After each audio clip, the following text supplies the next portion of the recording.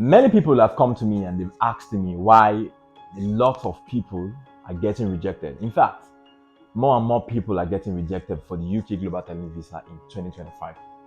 There are several reasons why this is happening. In this video, I am going to tell you those reasons so that you'll be aware and possibly you will be able to prevent those mistakes.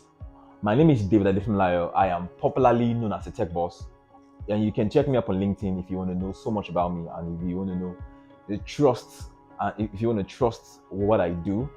I'm a UK Global Talent Visa consultant, and you can actually go on LinkedIn. You will see it on the screen. That is actually what I do. So I have reviewed several documents, and lots of people have come to me with their rejection letter, which is popularly known as the POF. They've come to me, and then I've seen several rejection reasons. And it's one of the things, it's one of the reasons I'm making these videos, for you to be aware of all these reasons so you would not make those mistakes. Now, one of the mistakes is the fact that, yes, as much as the UK government is trying to cut down migration, so they've come to realize the fact that a lot of people are, yes, they are, how am I going to say it? They are eligible for the UK Global Talent Visa, but it's not really just about your eligibility. You have to convince them. You really have to convince them, because you see, now they're not just going to give you because you're eligible, but they're going to give you because you are actually exceptional amongst other people in your field. And this is why, because they're trying to cut migration in their country. So it means that they are looking for several ways to cut people out. So one of the reasons is the fact that, and one of the things that you must be very clear about, is that once you make mistake in the beginning of your documentation, once they cite that mistake, they tend to believe that other documentations or other things that you're submitting is a mistake. Like, for example, or possibly, it might not even be a mistake, it might just be like something that is like an oversight, or something that you want to like it's a lie. Okay, now let me give an example. There's one of my so someone came to me and he gave me reasons why he was rejected, or when I went through his POF, and I realized the fact that in his documentation he put 2022 that he spoke in an event, and they now saw it, like they saw the banner in that same event that he said he spoke. It's a very like small, it's somewhat like an oversight, right? He didn't even notice. On the banner, it was written that the event was done in 2023, but he wrote it was done in 2022, so as to actually maybe to backdate the time.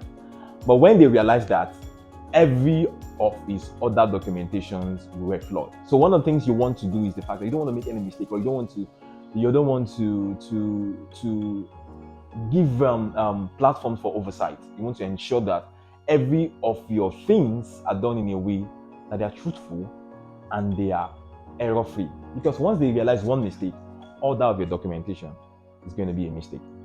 Another one is the fact that a lot of people submit self-authored documents, self-authored evidences.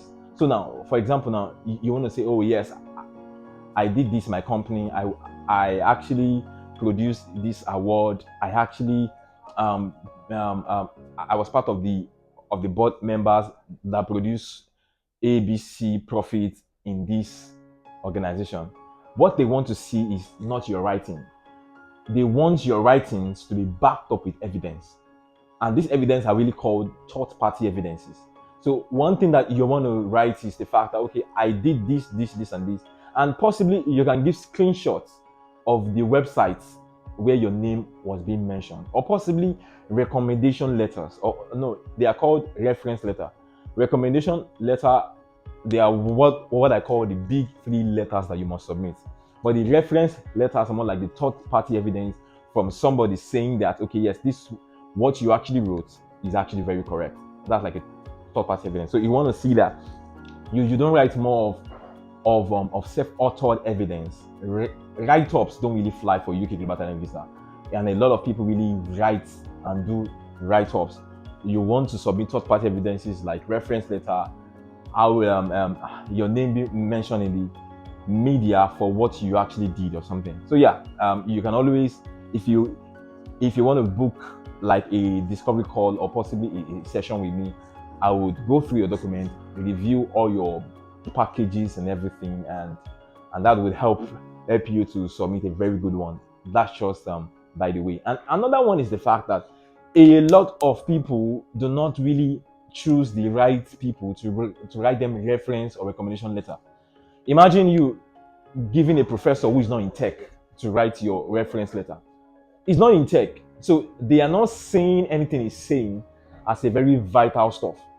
So you want to choose the people that are actually right for that are eligible for writing you a very good reference or recommendation letter. And in another video, I actually did. I actually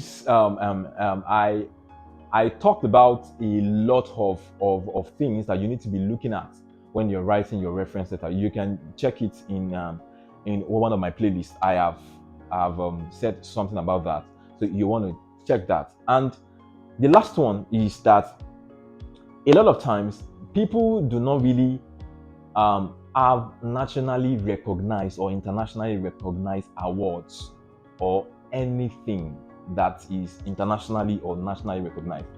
Like now, for example, let me say something. There is this award they call the Connected Awards. What they used to do is the fact they will chat you up on LinkedIn and then they will tell you that you should pay for a particular award. You see, the Connected Awards, should I say it has been casted already? Because now the UK Global Talent individuals, they have actually noticed that award is a pay-to-play award. You pay, and so you are being awarded. So any pay-to-play award, do not mention it in your documentation because they are going to know. So awards, they must be deserved.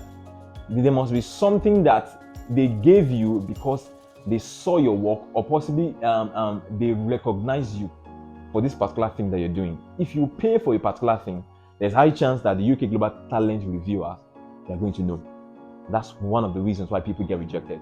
And I'm saying this from experience because I've reviewed, just as I said, I've reviewed a lot of people documentations, and these are one of the reasons why they are being rejected.